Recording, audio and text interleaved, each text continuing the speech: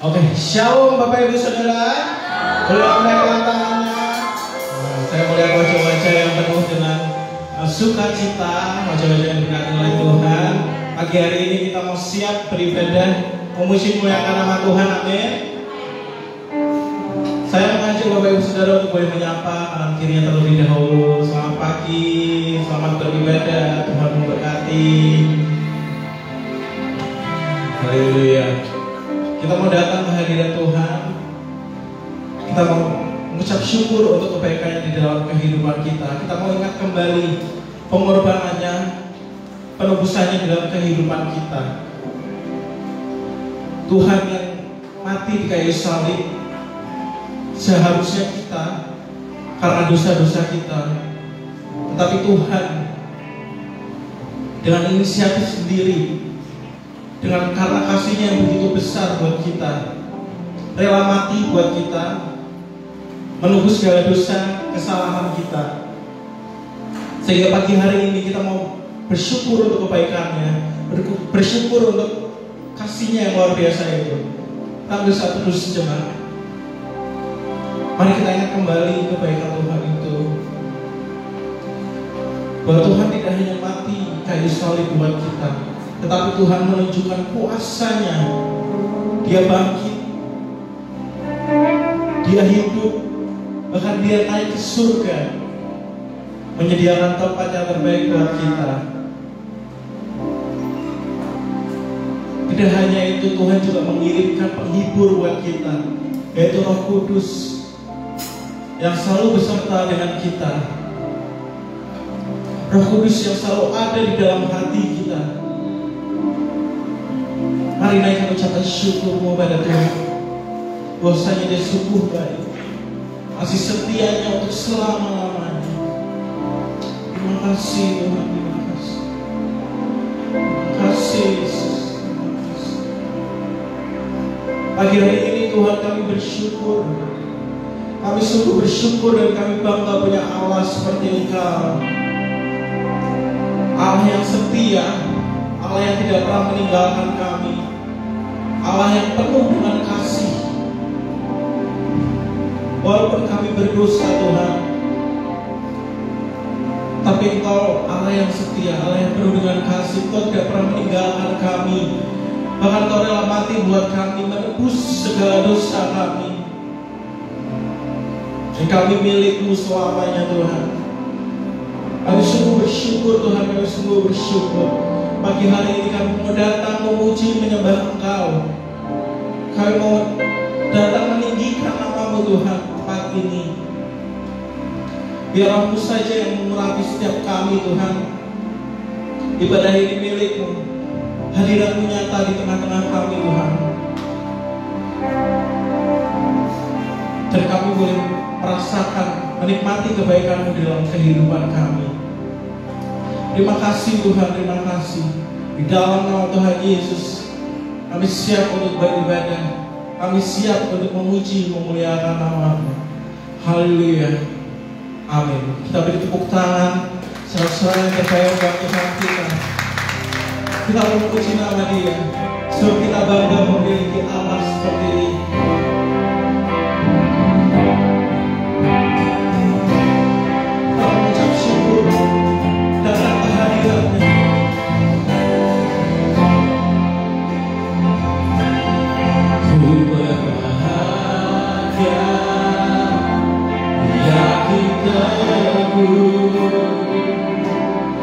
Yesus abadi, Kau punya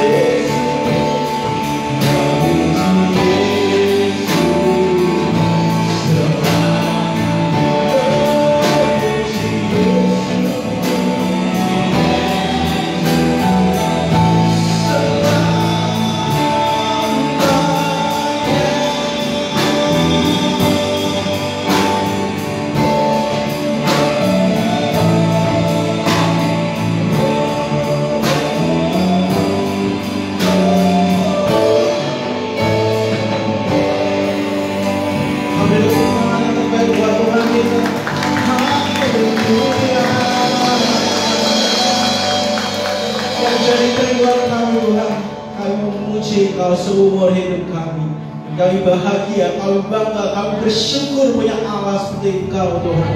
Terima kasih Tuhan, terima kasih. Kami siap memuji nama-Mu, kami siap bersorak-sorai, kami siap meninggikan nama-Mu Tuhan. Setiap kita yang siap, kita boleh beri tepuk tangan yang terbaik buat Tuhan kita. Haleluya, amin. Kita boleh berdiri bersama-sama, kita mau meninggikan nama Tuhan. Sebab anggur daun terbuka bagi kita, Roh Kudus diberikan bagi kita sebagai penghidup, penolong bagi kita. Haleluya. Roh Kudus, Roh Kudus tercurah dengan ini, Tuhan yang ajaib.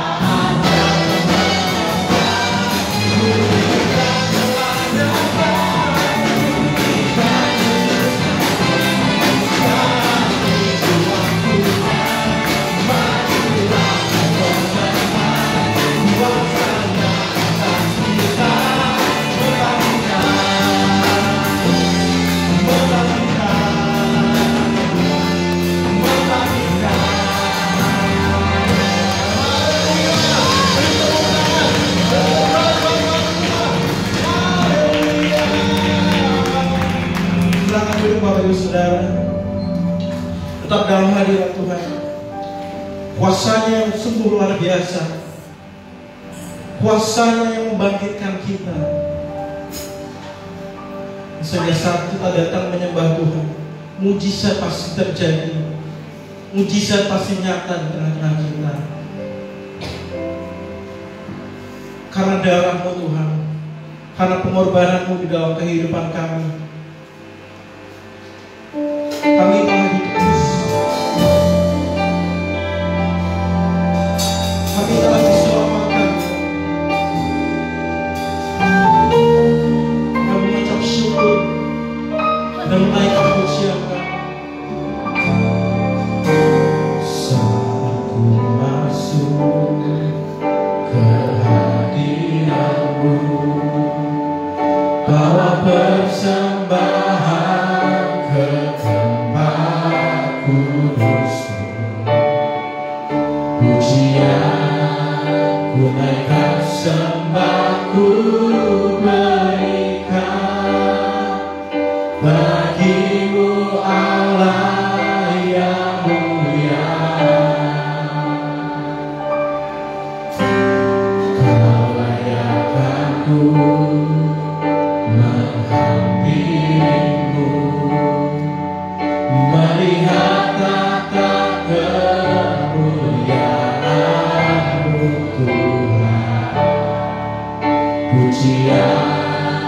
ku naikkan sembahku berikan bagimu Allah yang mulia. Oleh kuasa Kau telah tebus dosaku, kekudusanmu melindungiku, kasihmu mengalir memulihkan hidupku. Sungguh besar anugerahmu, Kau selamatkan hidupku. Ku menjadi ciptaan yang baru oleh kuasa darah-Mu.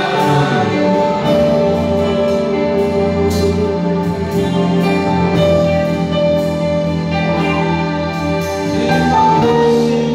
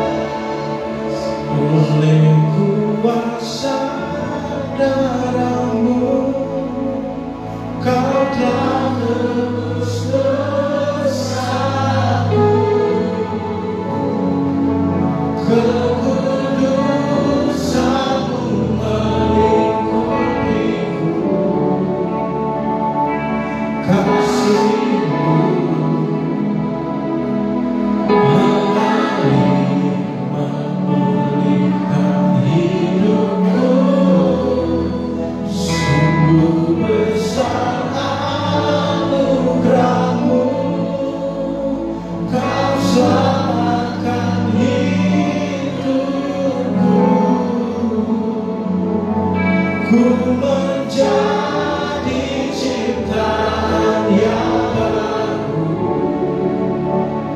oleh kuasa darah-Mu.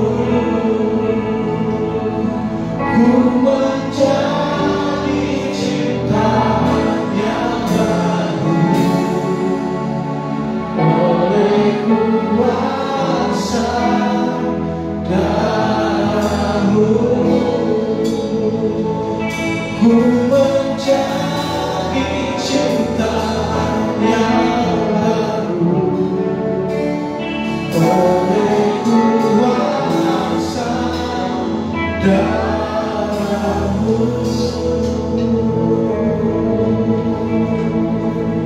Betapa kami bersyukur kepada Tuhan, karena tidak ada seorang pun yang bisa mengubah kami, mengubah kehidupan kami, kecuali Engkau Yesus Kristus dalam pengorbanan di Kalvari, menebus kami dari segala dosa-dosa kami. Benar Tuhan, sehingga kami menjadi ciptaan yang baru. Yang lama sudah berlalu, tetapi hidup kami adalah hidup karena kemurahan Kristus Yesus. Biarlah terus karya Roh Kudus-Mu pagi hari ini berbicara dan beracara bagi setiap kami, sehingga setiap kami pagi hari ini boleh diberkati oleh ibadah dan kebenaran firman-Mu yang memerdekakan kami.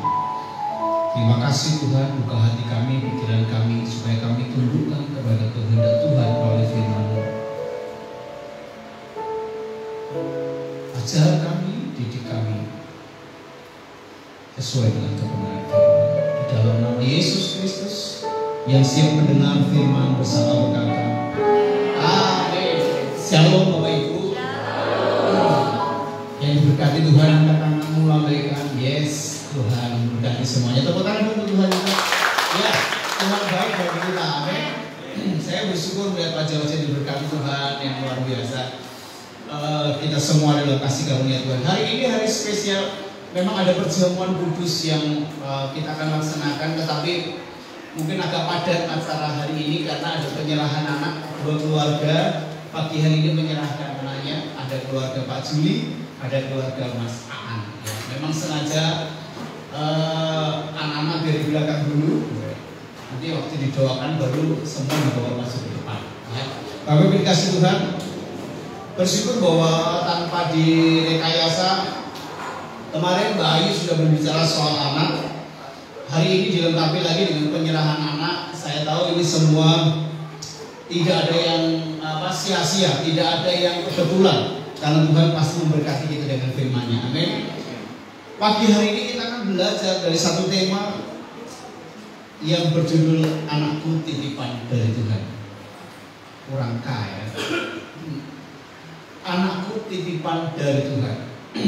Mungkin pertanyaannya gini, wah yang muda, wah ini firman Tuhan hanya untuk yang orang-orang tua nih, yang udah punya anak, yang belum menikah, wah kayaknya ini nggak cocok ini hari ini. Bukan. Saya mau katakan begini, semua firman Tuhan itu berguna bagi setiap pribadi. Ya. Ada yang mau nikah atau yang belum menikah, belum kepikiran menikah, belajar dulu. Karena apa? Kalau kalian nggak belajar, kita nggak belajar bersama-sama dulu, nggak mengerti akan apa yang harus kita lakukan, ya nggak siap jadi kepala rumah tangga, nggak siap jadi berkeluarga. Jadi dengan ini, apa poin-poin yang akan saya sampaikan paling tidak nanti bagi yang muda belajar. Kalau saya belum bisa, lebih baik tunda dulu pernikahannya, gitu ya. Wah, belum bisa aku bertanggung jawab seperti itu. Ya, jangan berpikir menikah dulu ketika anak-anak belum mau bertanggung jawab. Ini mempersiapkan kita. Bagi yang, wah aku udah opa-opa, aku ada nenek-nenek, manfaatnya apa? Masih ada cucu, masih bisa ada anak yang dikasih tahu. Gini loh, kalau didik anak tidak ada kata terlambat, sebab kita semuanya firman Tuhan itu berguna bagi setiap kita. Amin. Bapak Ibu dikasih Tuhan.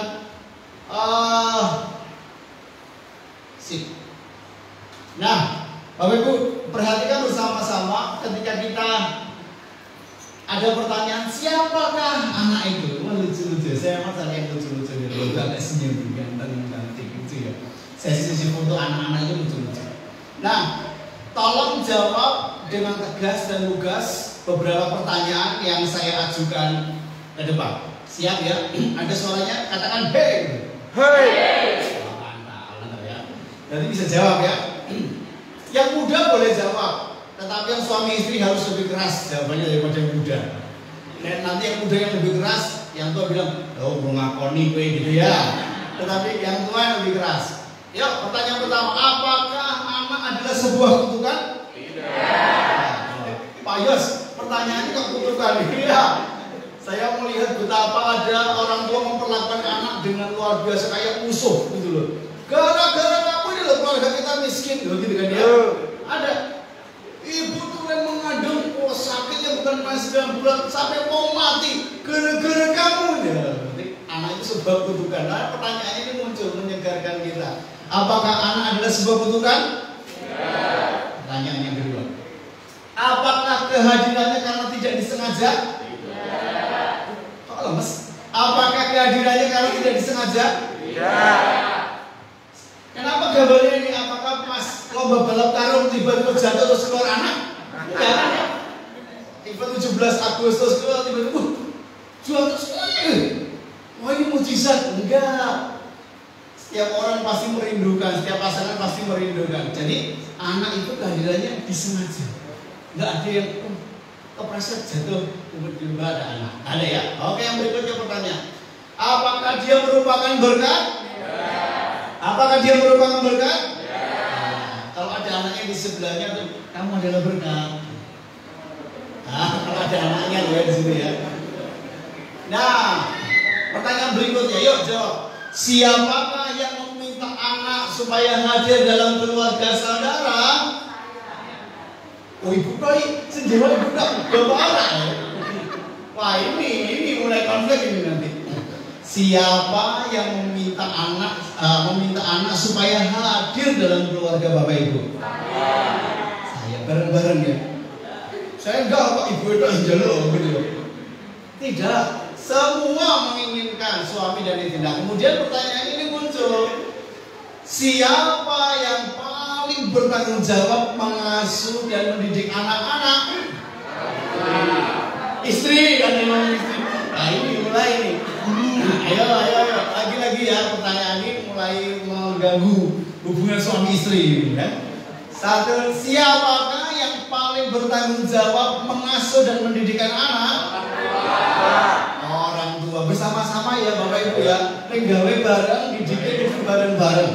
Iya tak? Kilo, aku kerja dan sebaliknya tidak. Jadi Bapak Ibu, setiap anak itu tanggung jawab bersama. Ini di kelas konseling pranikah kami juga ajarkan supaya nggak ada percekcokan kelak kemudian, ya. Yang paling bertanggung jawab ya ibu lah. Mosok suami tanggung jawabnya balik mangan, berarti itu belum tahu firman. Kalau anak diminta bersama-sama, berarti anak harus diasuh bersama-sama. Itu berkatnya bersama-sama, bukannya berkatnya bapak tok atau berkatnya ibu saja. Jadi ayo kita melihat ini. Oleh karena itu kita akan belajar bagaimana sih terang firman Tuhan.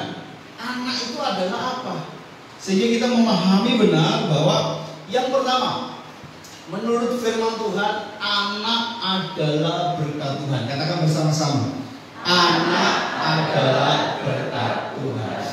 Cerita tentang Sarah dan Hana ini mewakili bagaimana benar-benar bahwa anak itu adalah berkat. Tahu nggak Sarah dan Hana itu siapa? Tahu. Sarah itu siapa?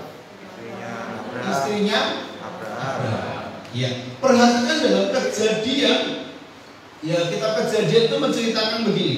Adapun Abraham dan Sarah telah tua dan lanjut umurnya.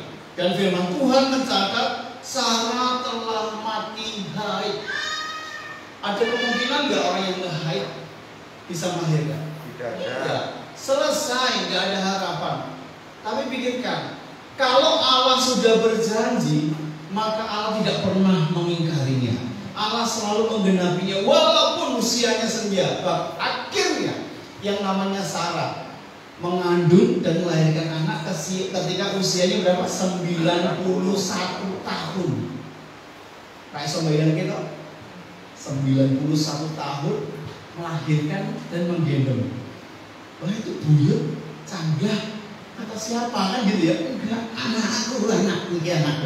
Orang kan tertawa. Tapi perhatikan, itu yang terjadi bahwa mati tidak ada harapan.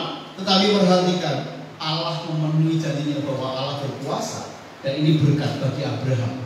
Sehingga anak perjanjian itu muncul yang bernama Ishak. Bapak Ibu yang dikasih Tuhan. Begitu juga dengan Hana. Hana itu ibunya Samuel. Perhatikan dalam 1 Samuel pasal yang pertama ayat 15 sampai 16. Saya bacakan bagi kita semuanya. Berkata seperti ini. Meskipun ia mengasihi Hana, ia memberikan kepada Hana hanya 1 bagian, sebab Tuhan telah menutup kandungannya. Tidak ada harapan. Ini perempuan yang dikatakan mandul. Tuhan menutup kandungannya. Tetapi perhatikan, Hana tidak berhentinya berdoa. Setiap hari dia dibaik Allah, menangis meminta kepada Tuhan. Karena apa? Dia selalu dihina oleh madunya. Ya, punya yang madunya itu punya anak 2, tapi dia nggak punya anak, sehingga diejek terus. Dia merendahkan diri di hadapan Tuhan. Tolong Tuhan. Walaupun dia tahu bahwa dia mandi, tapi atas berkat Tuhan dibuka kandungan dan lahirlah Samuel menjadi seorang ibu. Bapak Ibu yang dikasih Tuhan, benar bahwa ini ekstrim. Yang saya mau katakan adalah benar, anak adalah berkat Tuhan. Bukan berarti kalau nggak punya anak nggak diberkati Tuhan, salah. Artinya ada kedaulatan Tuhan di sana. Dan dengan menyadari ini kita harusnya makin menghargai, makin tahu bahwa setiap anak yang ada di rumah kita, baik 1 anaknya, 2 anak, 3 anak, 4 anak, 5 anak, 6 anak, semuanya adalah berkat Tuhan. Amin. Iya. Ada anaknya 12, Mbak, 14 gitu. Oh, itu berkat Tuhan. Katanya banyak anak, banyak rezeki. Sekarang waktu muda masih susah, tapi saya perhatikan seperti kemarin waktu semalam sore kami menghadiri pernikahannya Andre. Keluarga Mbah siapa itu kumpul, mana itu akhirnya karuan, Bapak Ibu. Jadi ada yang dari Bali datang, dari Malang datang, dari Jakarta, dari mana-mana itu datang, luar pulau datang. Kalau anaknya banyak, pas reuni itu banyak, menyenangkan. Tapi kalau anaknya 1 pas reuni ya sedikit demi sedikit. Artinya apa? Oh iya, ada berkat Tuhan di sana. Banyak anak, banyak rezeki. Oh iya, mungkin itu baik, ya juga ada benarnya juga. Tetapi kalau hari ini lebih baik jangan mengejar banyak anak, gitu ya, karena kehidupan udah mulai tidak seperti yang dulu. Jadi makanya ada yang namanya keluarga berencana atau berencana berkeluarga. Itu anaknya 2 saja cukup, 3 baik, ya, 2 cukup, 3 baik. Ada yang berikutnya, ada yang kebablasan, tidak apa-apa, itu juga baik. Tetapi poin saya adalah, yuk kita pahami firman Tuhan mengatakan bahwa anak adalah berkat Tuhan. Amin. Yang kedua, dikatakan di sana anak adalah generasi penerus orang tua. Bersama-sama katakan 1, 2, 3. Anak adalah generasi penerus orang tua. Mazmur 128 ayat yang ketiga. Dikatakan di sana anak itu seperti tunas pohon zaitun. Yang menjadi penerus keluarga itu adalah anak-anak. Bagi suku tertentu anak laki lebih dominan. Tetapi secara firman Tuhan tidak ada, semuanya harus sama, anak laki maupun anak perempuan sama. Amin. Enggak ada yang lebih istimewa. Oh, anak lanang ini mewariskan marga. Tidak. Di dalam Tuhan semuanya baik. Baik perempuan maupun laki-laki. Anaknya papa wedok kabeh, 5 wedok kabeh, semuanya baik. Kelak ketika dia menikah, bapak-bapak ibu akan punya anak laki-laki juga. Gitu ya, atau sebaliknya. Artinya anak menurut firman Tuhan generasi penerus orang tua. Bukan masalah fisik, tetapi masalah mewariskan nilai-nilai hidup. Ini jauh lebih penting. Jadi bukan hanya marga sastra di Harjo, bukan. Itu tidak terlalu penting di hadapan Tuhan. Tetapi bagaimana sebagai orang tua yang takut akan Tuhan mewariskan nilai-nilai ilahi dalam anak ini yang jauh lebih penting. Sehingga generasi penerus itu bukan hanya bicara soal keturunan secara fisik, tetapi bagaimana nilai tentang Kristus itu. Generasi penerusnya akan melihat Yesus ditinggikan, Yesus dimuliakan. Amin. Yang ketiga, anak adalah pusaka dan milik Tuhan. Katakan bersama-sama 1, 2, 3. Anak adalah pusaka milik Tuhan.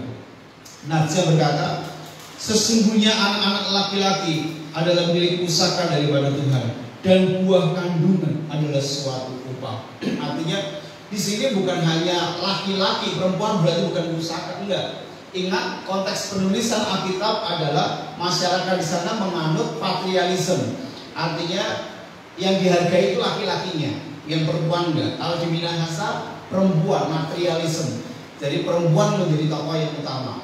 Bapak Ibu dikasih Tuhan, jadi bukan lelaki saja, ini mewakili semua. Berarti anak-anak adalah milik pusaka Tuhan. Ayo, ketika kita berpikir ini menjadi privilege khusus bagi setiap kita orang tua, penghargaan khusus kalau Bapak Ibu dititip anak. Paham nggak maksud saya? Jadi gini, oh ada anak 2, 3 itu titipan Tuhan. Kalau kita tahu kita dititipi oleh Tuhan, saya percaya dengan nilai yang kita miliki, Bapak Ibu akan mempertanggungjawabkan titipan Tuhan yang mulia itu. Amin. Kalau Bapak Ibu dititipi sebuah barang yang berharga oleh tetangga, oleh saudara, pasti Bapak Ibu kan menjaganya kan. Wah, ini titipan Ibu harus tak jaga. Jangan sampai ketika dia ambil titipannya dalam keadaan yang buruk. Begitu juga anak-anak yang di hadapan kita. Dia titipan Tuhan. Bagian kita adalah bagaimana menjaga, merawat, nanti mendidik, mempertanggungjawabkan titipan Tuhan itu. Sampai suatu kali kita rilis, lepaskan anak itu menjadi dewasa, kita bisa mempertanggungjawabkan di hadapan Tuhan bahwa saya sudah mendidik dengan baik. Titipan Tuhan. Bapak Ibu dikasih Tuhan. Jadi anak bukan kutukan, ya? Bukan. Kalau bukan kutukan, ayo bagaimana kita menjaga hubungan dengan anak. Yang kemarin kita belajar bersama-sama dengan Mbak Ayu, cara berkomunikasi jangan seperti polisi dan penjahat. Ayo kita saling mengasihi satu dengan yang lain, bangun komunikasi yang baik. Kita akan menyadari itu ketika kita kembali ke topik bahwa ini titipannya Tuhan. Jangan semena-mena dengan titipan Tuhan. Tapi begitu juga anak-anak, supaya seimbang anak-anak tahu bahwa kok titipan Tuhan di ojo mentak-mentak. Aku titipan Tuhan, aku jalur kok salah. Ada yang ada rule, ada batasan, ada peran masing-masing yang harus kita kerjakan. Jika anak adalah berkat Tuhan, generasi penerus orang tua dan pusaka milik Tuhan, maka orang tua bertanggung jawab mendidik dan membimbing mereka. Amin, setuju? Yang mau menikah, yang besok akan menikah, ini tugas kalian. Kalau belum siap untuk membimbing anak-anak menjadi sesuatu yang baik, jangan menikah. Belajar yang banyak. Pelajaran tentang ini Bapak Ibu nggak bisa dapat di bangku kuliah. Psikologi juga nggak mengajarkan bagaimana menjadi orang tua yang baik. Memang ada psikologi pertumbuhan anak, ada, tetapi tidak pernah mengajarkan bagaimana yuk mendidik anak dengan nilai-nilai kekristenan secara benar, secara harfiah. Nah, kita kan belajar pelan-pelan, karena ini nggak ada sekolahnya. Belajar itu nggak ada selesainya sampai kita dipanggil Tuhan. Yuk kita belajar, refresh lagi yang sudah tahu. Apa sajakah tanggung jawab orang tua? Yang pertama, tanggung jawab orang tua yang paling utama adalah membimbing anak-anak mengenal Tuhan Yesus. Jadi bukan tanggung jawab gereja, bukan bertugas juga anak serahnya di gereja kok bertumbuh sendiri, tidak. Tanggung jawab utama ketika anak-anak ada di rumah dan menjadi bagian dari Bapak Ibu adalah bahwa anak-anak kenal Tuhan Yesus. Terutama bapak-bapak sebagai imam dalam keluarga, tanggung jawab pernah enggak engkau mengatakan nilai-nilai tentang Yesus dalam hidup anak-anak yang ada. Kita buka dalam Ulangan pasal yang ke-6 ayat 4 sampai dengan 7. Ulangan pasal yang ke-6 ayat 4 sampai 7 saya akan bacakan bagi Bapak Ibu. Dengarlah hai orang Israel, Tuhan itu Allah kita. Dikatakan di sana Tuhan itu Esa. Esa itu berarti satu. Kasihilah Tuhan Allahmu dengan segenap hatimu dan dengan segenap jiwamu dan dengan segenap kekuatanmu.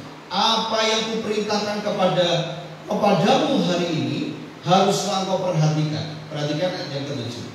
Haruslah engkau mengajarkannya berulang-ulang kepada anakmu. Ya, perhatikan sana berulang-ulang.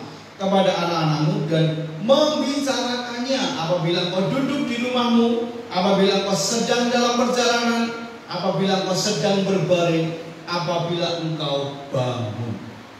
Ajarkan tentang Tuhan dimanapun, kapanpun, dalam posisi apapun. Selalu ada jembatan yang bisa kau gunakan untuk menceritakan kebaikan Tuhan, memperkenalkan Tuhan di kehidupan anak-anak. Persoalannya bukan nggak tahu, persoalannya adalah mau atau tidak. Bapak-bapak mau atau tidak mengajarkan kepada anak, itu masalahnya. Ibu-ibu mau nggak secara khusus menceritakan Yesus kepada anak-anak? Aku pengen guru sekolah minggu, guru menolong, tetapi ingat tanggung jawab utama itu di rumah. Setiap hari lebih banyak waktu di rumah daripada di gereja. Tanggung jawab Bapak Ibu adalah membawa anak-anak ke Tuhan. Berulang-ulang, bosan tak bosan, diulang-ulang. Makanya kenapa firman Tuhan diingat? Kenapa Taurat itu diingat sampai hari ini oleh orang Israel, orang Yahudi juga? Kenapa? Mereka menceritakannya berulang-ulang kepada anaknya. Jadi kelotok. Setiap hari mereka tahu bagaimana ini. Hari Selasa yang lalu, 2 teman dari GKJ Kapluk bercerita kepada kami tentang bagaimana hukum kasih. Cara mereka membuat liturgi setiap minggu pagi dibacakanlah hukum kasih itu. Kasihilah Allahmu dengan segala, kasihlah sesamamu manusia. Dibacakan supaya apa? Menjadi role model bagi jemaat, supaya nanti bahwa kita saling mengasihi. Itu salah satu contoh. Ketika kita di rumah, apapun kegiatan anak-anak kita asal bersama dengan kita bisa ajarkan dia bahwa untuk mereka kenal Tuhan. Saat kita jalan-jalan, saat kita makan, saat kita nonton TV, kita melihat apapun, sesempat mungkin atau sebisa mungkin atau apapun waktu yang kau bisa gunakan. Saat berdiri, berjalan dalam perjalanan, saat mau tidur, ceritakan tentang Yesus, berdoa bersama-sama. Ini penting. Tanggung jawab yang utama bukan dulu mencari nafkah, bukan dulu bicara iso nyekolah ke anak, bukan itu dulu. Tetapi ketika engkau bersama-sama dengan anak kenal Tuhan Yesus, Tuhan akan menyediakan segala sesuatu. Kalau anak kenal Tuhan sejak dini, Bapak Ibu nggak khawatir ke depan melepaskan anak-anakmu, karena dia akan tetap berdiri dan kokoh di dalam imannya. Bapak Ibu dikasih Tuhan, hal ini loh yang kadang-kadang orang tua abai. Wes benar, wes sekolah gede-gede dewi kenal Tuhan, dia nek kenal Tuhan, nek kenal masing lain. Nanti Bapak Ibu kecewa dengan anak-anak, karena jangan dulu kecewa dan menyalahkan lingkungan. Coba perhatikan apakah saya sebagai orang tua sudah menanamkan nilai, memperkenalkan dia dengan benar kepada Tuhannya. Kadang-kadang anak kok kayak ngono gitu ya, kita kehilangan dok siji, anak di dok kan pernah ya dengan seperti itu ya. Apakah sama anak? Belum tentu. Tapi kadang-kadang kita berpikir, oh sama pergaulan. Apakah kita sudah menanamkan nilai yang baik dalam hidup anak? Ini penting bagi kita. Jadi yang pertama ini jangan pernah diabaikan. Tanggung jawab orang tua membimbing anak mengenal Tuhan Yesus. Yang kedua, survei membuktikan bahwa anak belum kebutuhan anak adalah kasih sayang, bukan hal-hal yang lain dulu. Yang dibutuhkan anak di seluruh dunia, mulai lahir proses oek-oek sampai dia dewasa, yang dibutuhkan yang paling utama adalah kasih sayang. Perhatikan anak-anak yang tumbuh dengan kekurangan kasih sayang, seorang pria yang tumbuh karena kurang kasih sayang dari orang tuanya, kemudian bertemu seorang perempuan yang juga tumbuh dalam kekurangan kasih sayang. Ketika nggak beres sebelum menikah, nggak bisa menikah dengan akhirnya baik dan rukun. Sulit. Kenapa? Ekspektasi seorang pria yang kekurangan kasih sayang, ketika saya menikah besok, saya akan dapat kasih dari pasangan saya, dari istri saya. Saya akan menuntut kasih dari istri saya. Padahal istrinya juga kurang kasih sayang. Hatinya separuh, hatinya luka. Harapannya adalah nanti kalau saya menikah, saya akan dapat suami yang sayang sama saya, mengasihi saya, mengayomi saya. Yuk cepat nikah supaya saya mendapat ini yang namanya menikah dengan transaksional. Ada ekspektasi, ada harapan-harapan yang kenapa saya cepat menikah. Ada dendam juga. aku udah cepat menikah supaya cepat dapat kasih sayang. Ketika belum pulih sebelum nikah, makanya pentingnya kelas pranikah di sana. Kalau belum beres, maka yang sakit hati ketemu dengan sakit hati, yang butuh kasih sayang ketemu menuntut kasih sayang, akhirnya terjadi percekcokan karena orang kurang kasih sayang.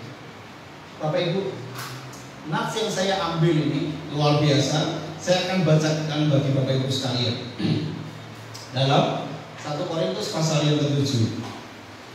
Nats ini berkata begini, tetapi mengingat bahaya percabulan, baiklah setiap laki-laki mempunyai istrinya sendiri, dan setiap perempuan mempunyai suaminya sendiri. Hendaklah suami memenuhi kewajibannya terhadap istrinya, demikian pula istrinya terhadap suaminya, dan seterusnya.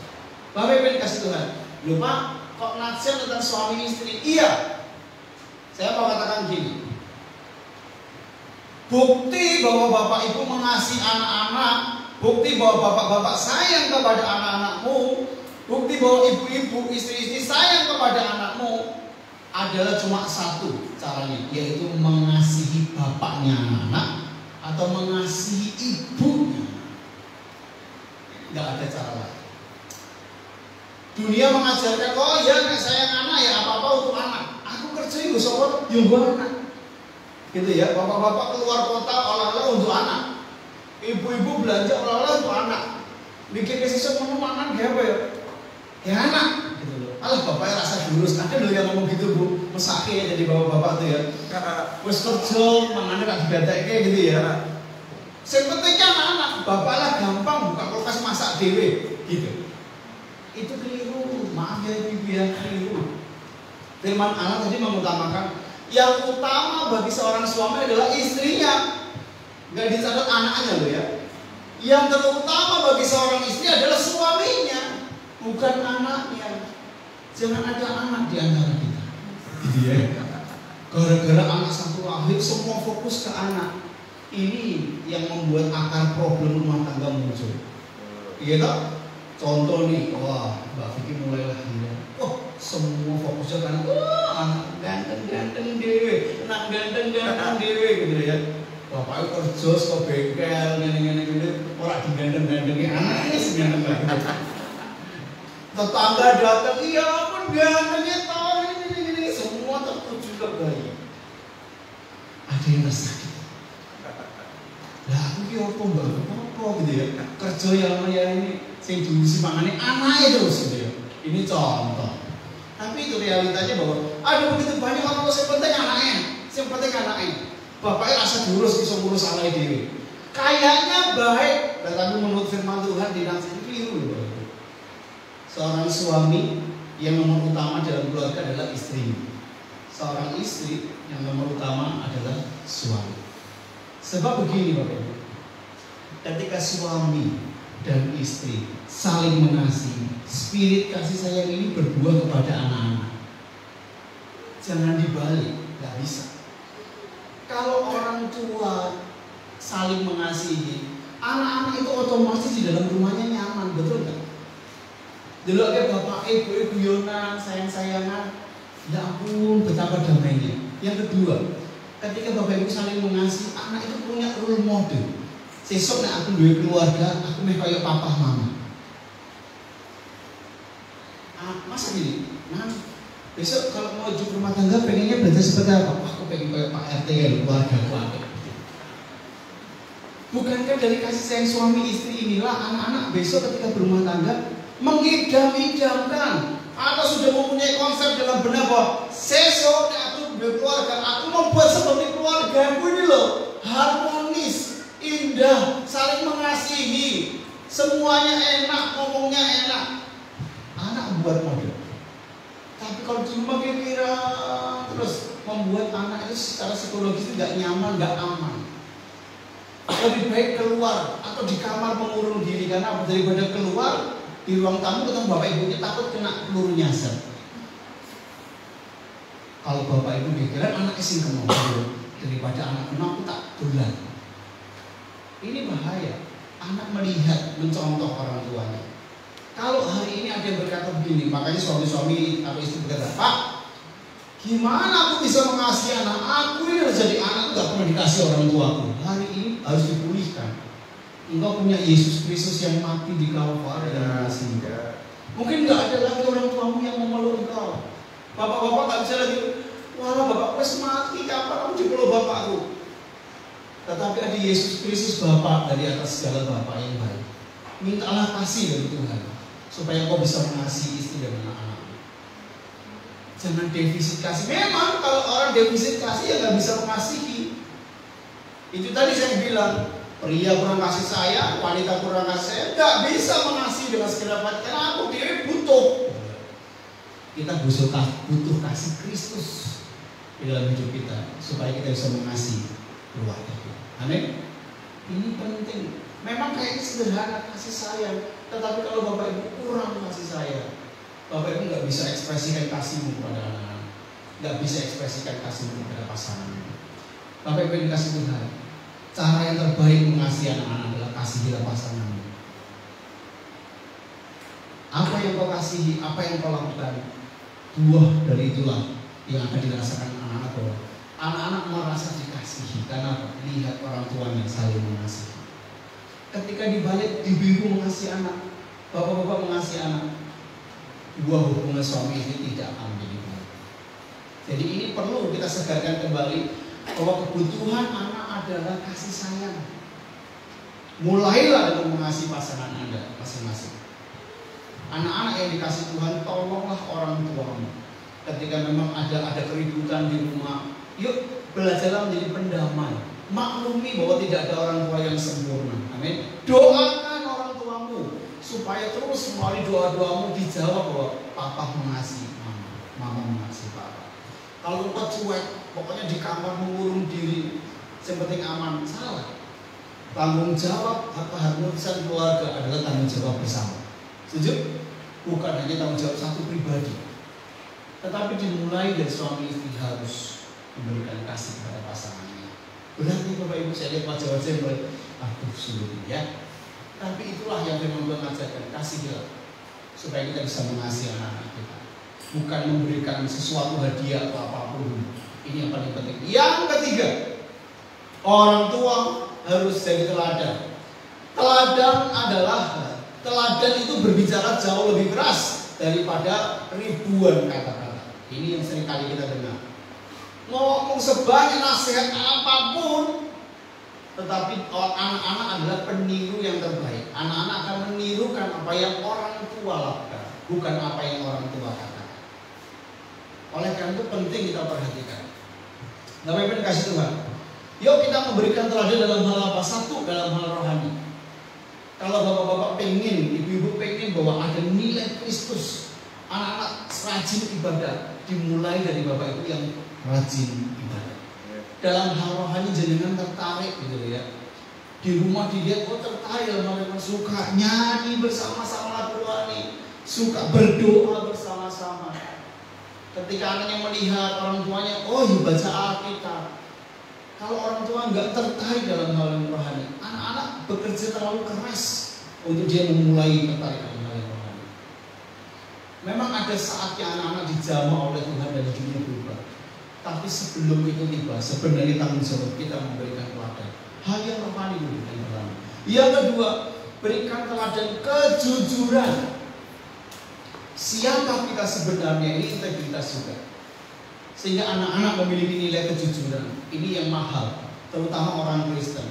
Orang Kristen dipandang baik oleh dunia karena salah satu kejujuran. Banyak bendahara-bendahara orang Kristen karena dianggap jujur. Dulu ingat bahwa oh, kenapa Ahok dipercaya? Karena integritasnya sebagai orang Kristen ini luar biasa. Genah lurus. Gitu ya. Seorang hamba Tuhan yang dulu pernah kita undang di sini, Pak Cornelius, ketika ada gempa di Jogja. Untuk pembangunan desa bendaharanya adalah Pak Pendeta. Karena mereka nggak mau percaya yang lain, tak serahkan ke Pak Pendeta karena ini yang ngurus. Artinya banyak orang Kristen yang dipercaya dalam hal kejujuran. Jangan merusak ini. Yang kedua adalah supaya anak-anak kita belajar bagaimana jujur. Karena jujur itu adalah hal yang mahal. Yang ketiga, bagaimana kita memberikan teladan dalam hal menghormati orang lain. Bukankah ini yang hari-hari ini mulai mengalami krisis sih Bapak Ibu, bagaimana anak-anak nggak menghormati orang lain atau orang tua pun nggak menghormati yang lain. Ngomong seenaknya, kita lihat di TV, makanya TV kadang-kadang saya prihatin. Karena kalau kita lihat di TV berita-berita itu orang ngomongin pemimpinnya seenaknya kayak nggak punya hormat sama sekali.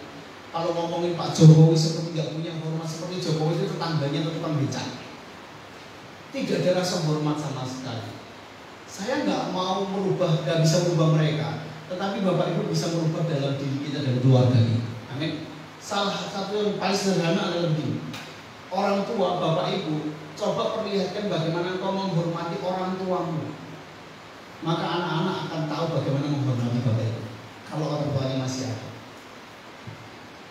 Kalau dengan orang tua kita nggak hormat, dilihat anak-anak kita. Jangan harap ketika kita tua besok dihormati orang. Ketika kita membuang orang tua kita, nggak mau merawat mereka, besok ketika kita tua, dia akan punya rencana yang lain. Merepoti wong tua mungkin. Karena dia nggak lihat teladan bagaimana orang tuanya merawat orang tuanya. Bukankah ada hukum yang namanya tabur tua? Apa yang kau tabur? Itu yang lakukan.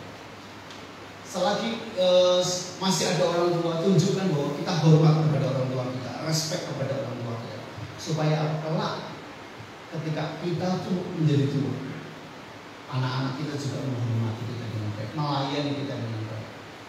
Bukankah ini yang sering kita lihat bahwa ketika orang-orang tua mendidik anak, melahirkan begitu berat, nyebokin, membersihkan kotoran, orang tua nggak jijik ya, betul ibu bapak.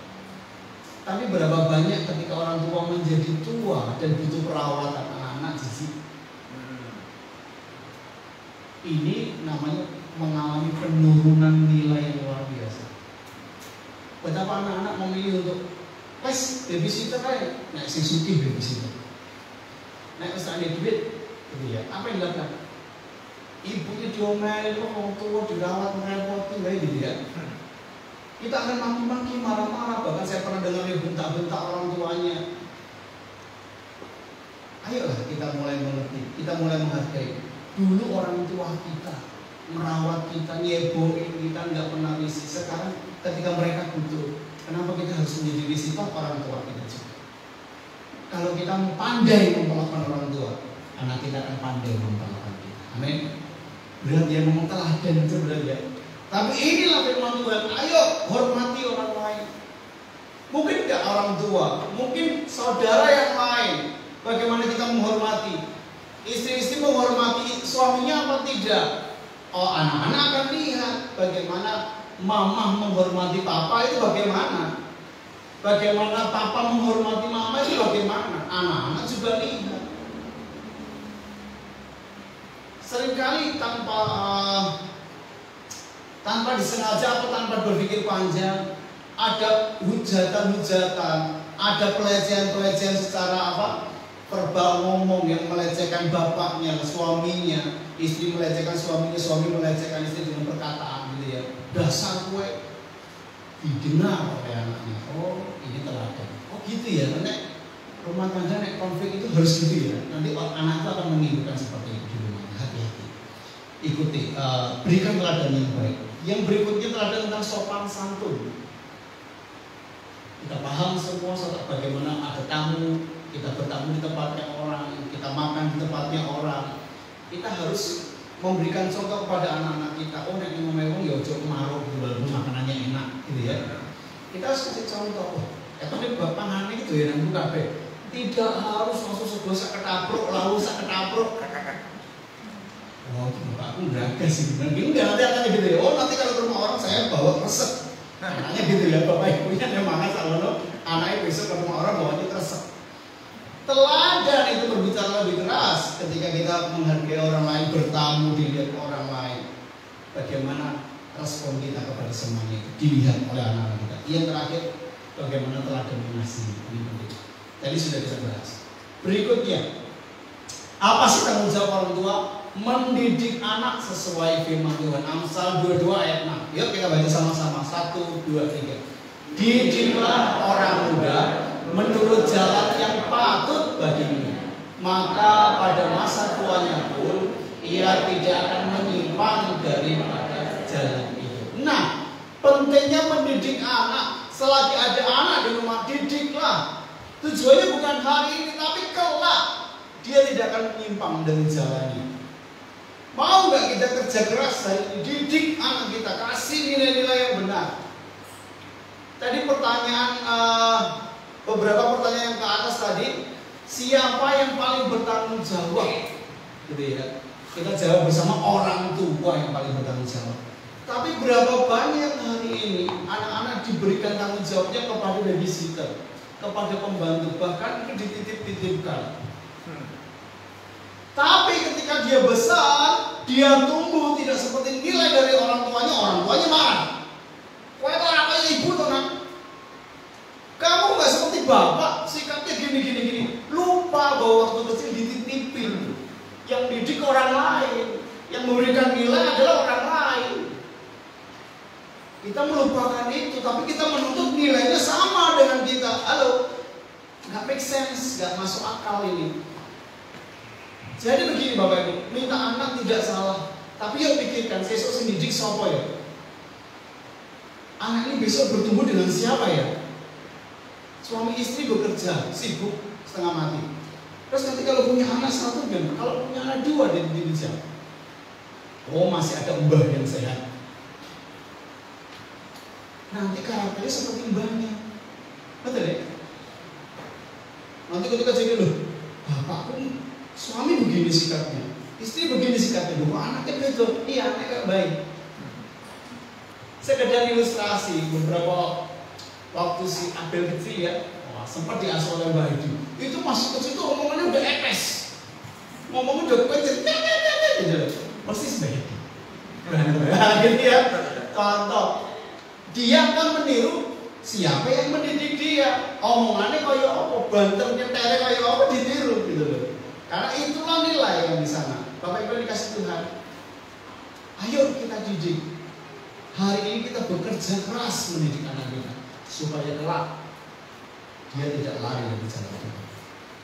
Berkali-kali saya katakan bahwa lebih baik kita bersusah-susah hari ini, bekerja keras. Piye cara mendidik anak, aku mau belajar lah. Tak didik anakku, masih di rumah, tak didik supaya kelak ketika dia berumah tangga, aku merilis, aku melepaskan dia seperti anak panah dengan sukacita karena bekalnya sudah banyak.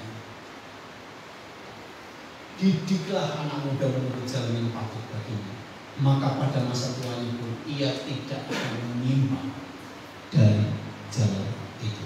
Bapak Ibu, belum ada yang terlambat. Ayo kita perbaiki apa yang bisa kita perbaiki hari ini sesuai dengan firman Tuhan. Yang terakhir, berikan penghargaan dan disiplin secara seimbang. Nats di dalam Amsal 1 ayat yang ke-8. Saya bacakan bagi kita semuanya. Hai anakku, dengarkanlah didikan ayahmu dan jangan menyia-nyiakan ajaran ibumu. Jadi anak bukannya dikasih makan, sekolahkan, tidak, tetapi ada tugas ayah mendidik, ada tugas ibu mengajar yang ini. Ajar dengan baik. Amsal 13 ayat 24, siapa tidak menggunakan tongkat benci kepada anaknya, tetapi siapa mengasihi anaknya menghajar dia pada waktunya. Ini bertentangan dengan hukum kekerasan dalam keluarga, kita rumah tangga. Gak boleh mukul anak.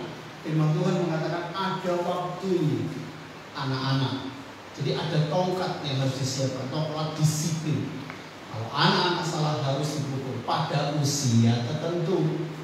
Nek umurnya liya begini disapu, ya kan balas dia gitu. Apa kali kasih lo begini, waduh udah gede kok. Sampai marah bawa sapu, dia gak pentong, gitu-gitu. Ketika dia masih usia pertumbuhan, ayo salah pukul. Ini yang kami lakukan, pantat tempatnya pemukulan yang baik. Pukul dengan tangan kita, dengan rotan pukul. Ada kesepakatan yang dilakukan, ada pembicaraan kapan saatnya mukul. Oh iya Pak, pukul dengan tongkat. Ada disediakan pantat yang empuk, sakitnya sebentar untuk kita memukul dan menegur, mengingatkan ada kesalahan yang dilakukan oleh anak kita. Ya ingat di situ saja kalau jangan di kepala atau di leher. akan menimbulkan hal yang lain. Oh, Bapak Ibu jengkel, disapu tapi lehernya selesai. Bapak Ibu dikasih Tuhan, ada disiplin, ada penghargaan, ada reward, ada punishment, ada hukuman, tapi ada juga penghargaan yang harus seimbang. Ini yang seringkali kita nggak imbang. Ada yang bapak-bapak, ibu-ibu yang lomoh dengan anaknya, kasus saya ini berapa-apa, tapi nggak pernah kasih disiplin, nggak pernah kasih sanksi apapun. Anak nggak tahu apa yang saya lakukan salah atau benar. Makanya pentingnya keseimbangan, perlunya keseimbangan supaya anak kita bertumbuh dengan baik. Tegas tapi lembut, lembut tapi tegas. Nggak harus marah-marah, tetapi yang penting kita mengerti, anak mengerti bahwa dia salah, ada disiplin tegakkan. Kalau perlu dipukul tapi dengan penuh kasih sayang. Jangan pas emosi mukul, itu bahaya. Napas dulu, tenang dulu, ngobrol dulu dengan pasanganmu, lakukan. Dan ada tips bagi bapak-bapak sekalian, ketika ada rumah tangga yang mulai mau disiplin anaknya masih kecil, kalau memang harus dipukul, jangan bapaknya yang mukul, tetapi serahkan kepada ibu. Ibu neot sampai neot neblung itu loh. Anak itu nggak benci sama ibu. Tapi kalau bapaknya yang mukul mungkin dengan lidi, sakitnya itu disimpan. Itu fakta. Apalagi mukulnya pakai sabuk. Itu diingat Bu, sampai bapak-bapak tua itu ingat, aku bisa pernah disabuk oleh bapak. Padahal coba berapa kali lo dicubit sama ibumu? Gak dihitung. Jadi gini, saya nggak bisa jelaskan itu kenapa, tapi itu yang terjadi. Jadi bapak-bapak firman Tuhan bilang gini, hai bapak-bapak, jangan sakiti hati anakmu. Kenapa? Bagi anak, bapak itu sosok yang sempurna. Bagi anak, bapak-bapak itu penyelamat dalam keluarga, figur yang dimuliakan. Jadi ketika bapak-bapak berbuat jahat, itu langsung rusak. Ini berhubungan dengan image bapak yang di surga. Kalau bapak-bapak berbuat keliru, kasar dengan anak-anaknya, anak-anak itu gak bisa terima. Oh, ada bapak di surga yang mengasihi aku, itu oh ya Allah. Karena yang dilihat adalah figur bapak yang buruk di dunia ini. Jadi pesan ini untuk kita semuanya. Disiplin boleh, tapi ketika harus memukul, serahkan kepada ibu-ibu. Dia punya cara yang jauh lebih manis daripada kita. Karena kadang-kadang pria nggak bisa mengangkat tangannya, dia akan pukul jauh lebih keras dan menyakitkan. Ingat baik-baik, yang muda-muda juga ingat baik-baik. Jangan juga yang perempuan siap, aku tak siap, tak gepuan ini. Lek, firman Tuhan kamu dipukul, Lek, gepuk, sini gepuk, sini gepuk, jangan. Ada prinsip, supaya nggak salah ya, anak-anak jadi takut ini pulang kerja. Dipukul sama ibu, disuruh sama Pak Pendeta, tidak. Ada prinsip, ada prinsipnya. Apa sih prinsip lima disiplin? Yang pertama, suami istri sepakat. Jadi sebelum membuat sebuah punishment, sebelum membuat hukuman, harus sepakat suami istri. Jangan sekarang PDW, wis kadung jengkel hukum dewi. Tidak. Sepakat itu membuat jeda nafas bagi yang emosi. Iki loh anaknya berbuat gini, ngobrol. Yuk kita tentukan disiplin seperti apa. Kemudian kalau di rumah buatlah aturan seminim mungkin, jangan kabeh-kabeh diatur. Ini ruwet loh. Betul ya? Nah, caranya bawa sendok itu dingin. Ya, gelas yang cilik ning kene, sing gede ning kene. Jangan terlalu ribet. Taruh sabun harus sebelah kanan. Ya, odol sebelah kiri, pasta gigi sebelah kiri lagi. Bisa dibayangkan betapa susahnya hidup dalam aturan yang tidak usah seperti itu. Supaya anak-anak gak ribet, anak-anak gak takut di rumah ini, takut salah. Kalau melangkah kaki kanan dulu, jangan. Buatlah aturan seminim mungkin supaya anak-anak tidak sedikit-sedikit dihukum, ya orang penak gitu ya. Sedikit-sedikit kena azab orang tua. Manis aja. Kalau bisa nukir orang tua aku tak nukir gitu. Minta orang tua yang lain, Tuhan gantilah orang tua aku dengan yang lain. Kasihan. Yang ketiga prinsipnya adalah jangan jadi orang tua yang berubah-ubah, harus konsisten. Ya, kalau mendisiplin anak, oke, karena kamu salah, dialog tahu kesalahannya, Kemudian di sini, oke, 3 hari tidak main HP. Ini kayak hukuman mati bagaimana? HP ditarik, no gadget 3 hari. Ya jangan gini toh, yang satu ini sudah sehari, mama anaknya wis sakit. Berapa pula wis sakit kan lu?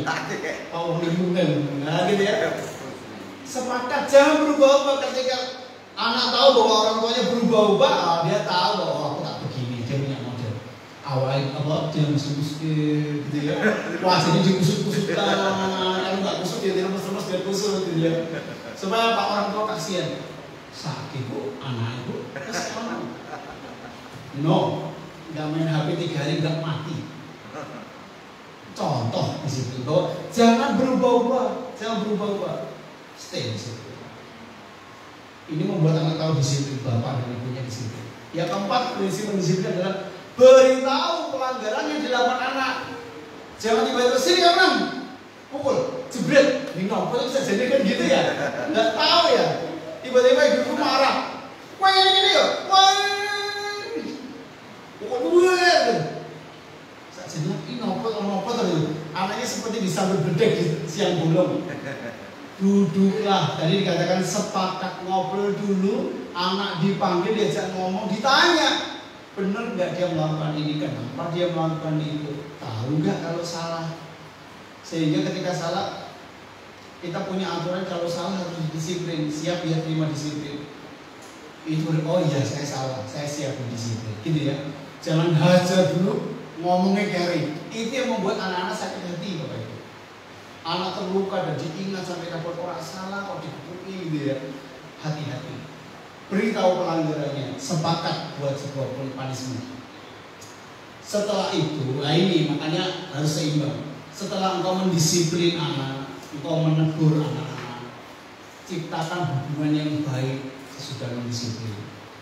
Berdoalah, bapak ibu sayang.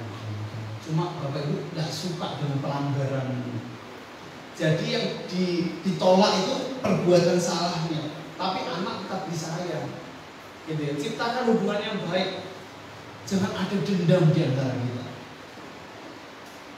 Ini anak-anaknya sudah mulai dekat, Pak, rasa terdekat, nyalain bapak terus. Ibu, rasa cedak-cedak, masih cinta. Enggak gitu juga. Kalau sudah beres, kalau sudah didisiplin, ciptakan hubungan yang baik. Supaya anak itu bisa merasakan aku dikasihi tanpa syarat. Jadi Bapak Ibu ya, oh ini aku gini, aku dikasih ini, aku gini berarti aku dikasih. Hati-hati. Jangan menghancurkan kepribadian anak dan mematikan kreativitasnya dalam mendisiplin ya. Jangan. Tetapi Bapak Ibu pasti punya lah klik anak mungkin yang ini aku bisa mendisiplin anakku di bagian apa. Pasti Bapak Ibu kenal siapa anaknya yang tidak mematikan kreativitasnya ya, yang contohnya emosi suka gambar, nggak mungkin saya sini mulai besok tidak boleh gambar lagi, kamu latihan nyanyi, gitu ya lucu ya. Padahal dia suka gambar kartun, dia suka kemudian saya di sini nggak gambar lagi, itu namanya mematikan kreativitasnya. Carilah disiplin yang lebih baik lagi. Saya yakin Bapak Ibu akan tahu.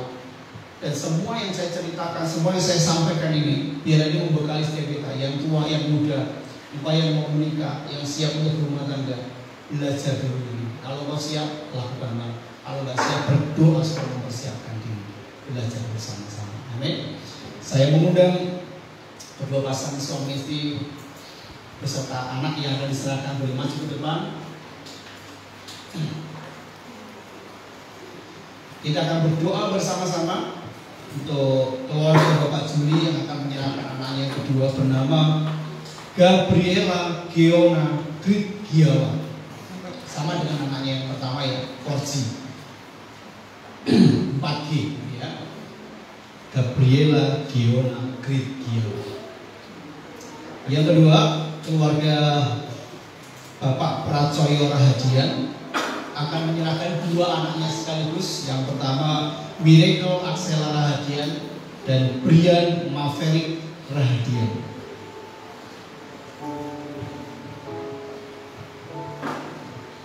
Ingat firman Tuhan berkata bahwa Tuhan itu mengasihi anak-anak. Tuhan ngomong begini, bawalah anak-anak kepada murid-murid itu menghalang-halangi tapi Yesus yang luar biasa. Enggak, Yesus mengasihi anak-anak. Bahkan Yesus berkata begini, barang siapa menyesatkan salah satu dari anak-anak ini. Perhatikan, Yesus pernah berkata ketika anak-anak di pangkuan Yesus berkata begitu, barang siapa menyesatkan satu saja dari anak-anak ini, Yesus berkata begini, lebih baik baginya digantungkan batu kilangan, buang ke laut. Artinya lebih baik orang-orang seperti ini tidak ada lagi di muka bumi. Kayaknya sadis, tapi perhatikan, itu bukti bahwa Allah mengasihi anak-anak. Makanya anak-anak diserahkan kepada Tuhan, artinya mempersilakan Tuhan dan kedaulatannya boleh berkarya bagi anak-anak. Ini masih sedikit Pak? Ya, Bapak-bapak, ibu-ibu, kita akan berdoa bersama-sama. Kita menyerahkan anak-anak terkasih kita dalam tangan Tuhan, termasuk orang tuanya, biar diberkati Tuhan dengan mendidik sesuai dengan firman Tuhan. Terima kasih Tuhan. Aku berserah pada Yesus Juru Selamat. Aku berserah.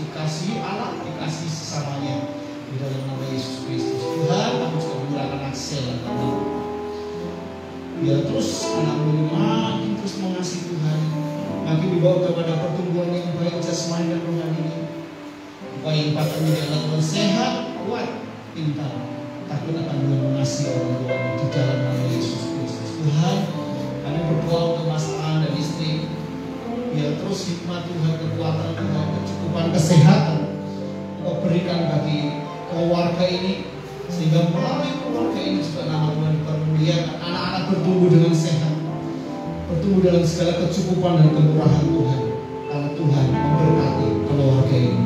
Taruhkan kedua orang tua yang ada Tuhan, baik Pak Juli maupun Pak Aan, dengan takut akan Tuhan, sehingga menjadi pria yang takut akan Tuhan, membawa dan mempersembahkan keluarganya bagi kemuliaan Kristus. Bersama kami orang percaya Tuhan, menyerahkan anak-anak yang terkasih ini ke dalam kedaulatan tangan Tuhan. Dalam nama Bapa, Anak dan Roh Kudus, di dalam nama Yesus Kristus, hamba-Mu menyerahkan mereka semua dalam tangan Tuhan. Jadilah kehendakmu dan berkat Allah melimpah atas hidup mereka. Dalam nama Yesus Kristus. Haleluya. Amin. Sebelum kembali ke tempat, saya mau menyerahkan akte penyerahan anak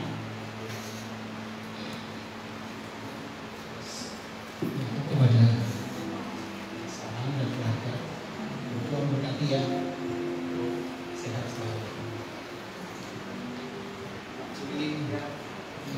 Selamat menunaikan tugas.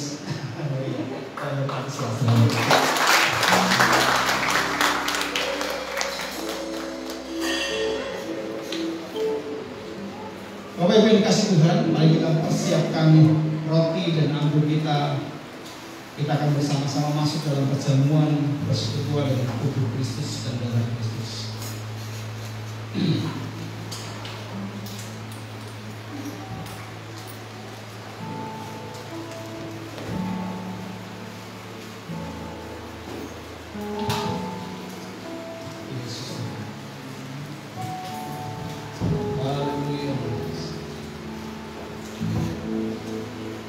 Betapa kita bersyukur mengingat pengorbanan Kristus terlalu besar, terlalu mahal.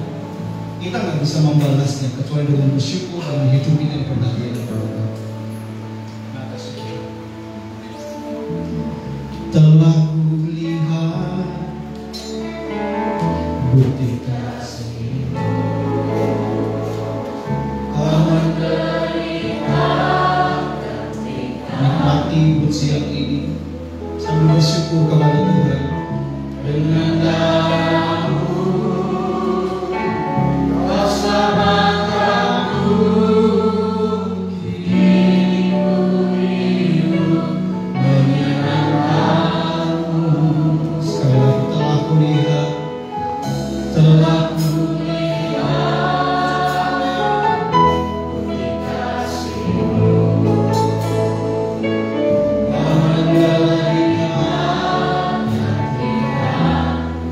Thank you.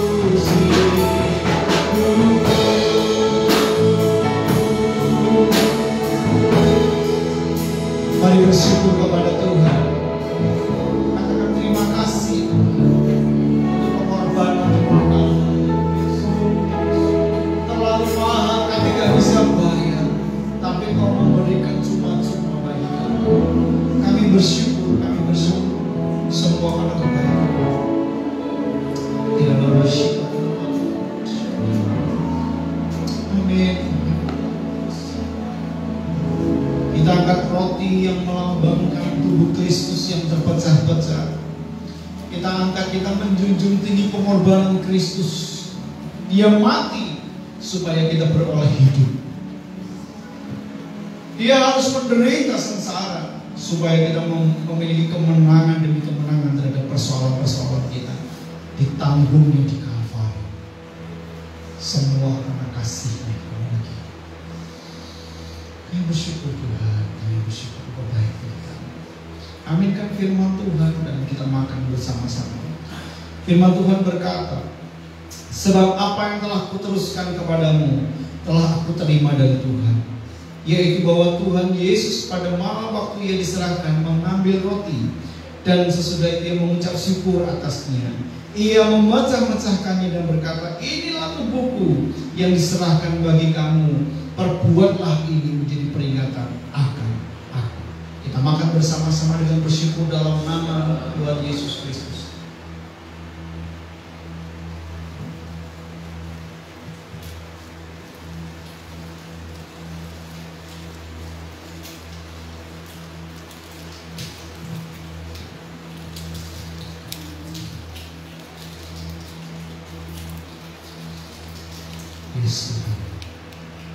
Kita angkat cawan yang melambangkan darah Yesus yang tercurah di Kalvari untuk menebus kita dari dosa, mentahirkan segala kenajisan kita, menyembuhkan segala sakit penyakit kita.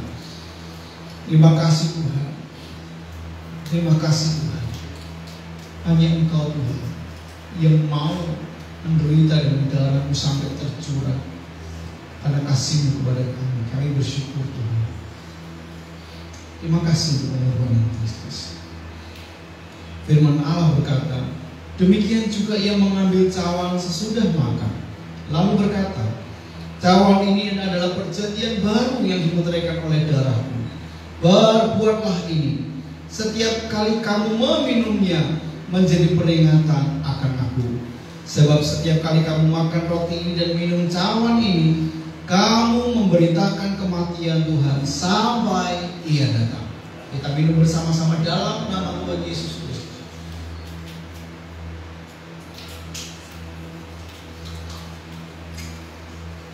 Mari bersyukur kepada Tuhan. Terima kasih Tuhan. Terima kasih Tuhan. Engkau terlalu baik bagi kami. Kami bersyukur boleh bersekutu dengan tubuh dan darah Tuhan yang terus mengingatkan bahwa hidup kami nothing tanpa Tuhan. Hidup kami gak ada apa-apanya tanpa Tuhan. Hanya kebinasaan dan neraka menjadi bagian kami. Tetapi karena Engkau mengasihi kami begitu rupa, Engkau menyelamatkan kami. Bahkan Engkau mengangkat kami menjadi anak-anak-Mu. Kami bersyukur dan Engkau menempatkan kami di surga menjadi warisan kami. Kami bersyukur, kami bersyukur, kami bersyukur Tuhan. Menjadi kekuatan bagi kami secara rohani. Kami percaya juga Tuhan bahwa semua yang kami nikmati dalam perjamuan kudus ini menyehatkan kami, memberkati tubuh kami, sehingga hidup kami dilindungi dan diproteksi kesehatan kami oleh Tuhan. Terima kasih Tuhan, kami bersyukur sudah bersekutu dengan tubuh dan darah Tuhan. Dalam nama Yesus, segala kemuliaan dan juga Tuhan. Amin. Silakan duduk. Sebelum kita mengakhiri ibadah kita, ada beberapa pengumuman yang perlu kita perhatikan. Yang pertama, nanti sore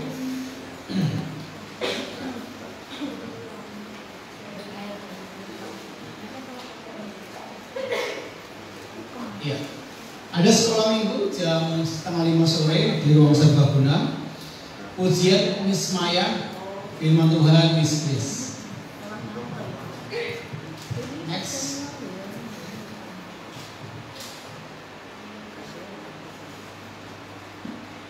Hari Senin ada kado tanggal 7 Juli ya Bapak Ibu. Keluar bersama dengan keluarga Ibu Rona. Jadi kita akan sepakati janji bersama-sama.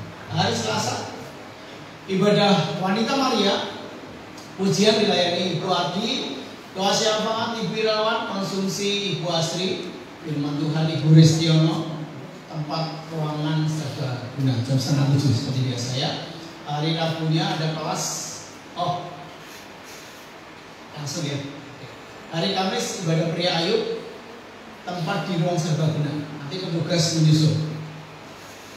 Kemudian ibadah Yud Jumat tanggal 11 Juni, pemusik pujian saudari Elsa, pemusik Bapak Yosua, saudara Ian, saudara Nathan dan Benaya. Hari Sabtu latihan musik seperti biasa, jam nanti disepakati sesuai dengan kebiasaan masing-masing. Kita bisa bersama-sama. Minggu 13 Juni kita bersama-sama menikmati ibadah raya kembali dengan setia yang akan dilayani pujian oleh saudari Lia, singer Ibu Yeski, dan saudari Elis, pemusik Bapak Walet, Bapak Danu dan Bapak Ragil serta saudara Ian. Asal Bapak dan Ibu Untung, LCD saudari Jessica. Demikian pengumuman. Kita akan berdoa bersama-sama dan kita akhiri ibadah kita ini. Mari tutup mata kita berdoa bersama-sama.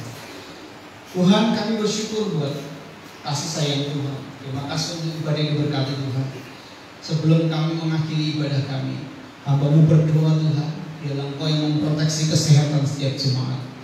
Ada begitu banyak kekhawatiran tentang gelombang COVID yang kedua. Tetapi kalau boleh kami minta di dalam nama Yesus, lindungi setiap kami ya Tuhan. Luputkan kami dari semuanya itu. Dan ajar kami memantaskan diri dengan cara kami menjaga hidup kami dengan benar, dengan apa yang dianjurkan oleh pemerintah dengan 3M. Biarlah kami serius menjalankannya supaya kami tetap sehat. Dan dengan sehat itu kami boleh tetap ibadah. Berkati saudara-saudara kami mungkin yang hari-hari ini kena COVID, Tuhan kiranya Engkau sembuhkan, Engkau tolong Tuhan. Saudara-saudara kami yang terdampak dengan semuanya, Tuhan tolong sehingga mereka mampu mentas dan diberkati Tuhan dalam ekonomi mereka dan boleh bekerja kembali. Terima kasih, kami terus berdoa untuk bangsa kami. Berkati ya Tuhan pemerintahan kami, Pak Jokowi dan seluruh jajarannya, Tuhan berkati sehingga setiap regulasi, peraturan, kebijakan yang dikeluarkan hanyalah untuk mensejahterakan rakyat, membuat Indonesia makin maju. Kami memberkati bangsa kami. Tuhan, kami melepaskan berkat atas Indonesia. Berkati pulau-pulau Tuhan. Berkati manusia-manusia yang ada di Indonesia ini. Taruhkan hujan obat di bangsa ini, supaya bangsa ini melihat Yesus, melihat terang yang ajaib itu, sehingga mereka diselamatkan. Berkati Tuhan setiap tanah yang ada di bangsa ini. Setiap petani-petani yang menanam akan menuai hasil yang terbaik. Setiap laut diberkati Tuhan, sehingga nelayan-nelayan yang mencari ikan diberkati Tuhan dengan limpahnya hasil laut. Hasil tambang Tuhan berkati. Semua hasil alam untuk mencukupkan kebutuhan bangsa ini diberkati oleh Tuhan. Kami memberkati bersama-sama dalam nama Yesus, sehingga bangsa ini menjadi bangsa yang maju, bangsa yang kuat menghadapi krisis. Karena Tuhan ada di bangsa ini. Tuhan mengasihi bangsa ini. Berkati kota kami Semarang. Tuhan, Engkau yang memberkati dan luputkanlah bangsa kota kami Semarang ini Tuhan dari segala macam kerusakan. Dan Tuhan berkati sehingga negara kami maupun kota kami menjadi negara yang sehat, kota yang sehat oleh karena kemurahan Tuhan. Berkati lingkungan kami dan jadikan kami berkat dimanapun kami berada dalam lingkungan ini, supaya mereka semua melihat Yesus dalam kehidupan kami. Kami bersyukur Tuhan, berkati secara khusus tim medis yang terus ada di depan, mereka yang terus berusaha untuk menyembuhkan orang-orang yang sakit, menangani orang-orang yang sakit corona. Tuhan berkati mereka, proteksi hidup mereka dan keluarga mereka, sehingga mereka tetap terjaga dan boleh jadi berkat, boleh jadi alat Tuhan untuk menolong setiap orang-orang yang terkena COVID. Terima kasih Tuhan, berkati rumah sakit, supaya semuanya Tuhan tolong, tidak ada yang berkekurangan. Semuanya entah bagaimana caranya Tuhan, tolong setiap rumah sakit yang ada mampu menghandle setiap pasien dan kebutuhan mereka juga tercukupi. Kami bersyukur Tuhan, kami bersyukur. Ini doa ucapan syukur kami dan kami mau serahkan dalam tangan Tuhan. Kita angkat tangan kita bersama-sama. Sebelum kami pulang, kami bersyukur lagi kepada Tuhan. Kami mau serahkan hidup dan kehidupan kami, langkah-langkah kami ke depan. Kami rindu biar dalam genggaman tangan Tuhan, dalam kedaulatan tangan Tuhan. Tuntun kami ya Tuhan yang bekerja. Berikan kami hati yang luar biasa dalam pekerjaan kami, mengasihi dan setia dalam pekerjaan kami. Yang keluarga-keluarga diberkati oleh Tuhan, suami-suami diberkati dengan takut akan Tuhan, istri-istri diberkati takut akan Tuhan, anak-anak diberkati Tuhan, semuanya supaya menjadi keluarga-keluarga yang harmonis, indah. Gereja ini diberkati Tuhan, semuanya untuk kemuliaan nama Tuhan. Terima kasih Tuhan, terima kasih. Bapak Ibu Saudara yang dikasih Tuhan, sekarang pulanglah, jadilah berkat dimanapun kau berada. Terimalah berkat kasih rahmat dari Allah Bapa di surga, keselamatan dalam Yesus Kristus Tuhan kita, dan persekutuan yang manis dari Roh Kudus menyertai engkau sekarang sampai selama-lamanya hingga Tuhan datang yang kedua kalinya. Di dalam nama Yesus, yang percaya beriman bersama berkata amin. Berkati, lambaikan tangan kepada yang lain, Tuhan berkati.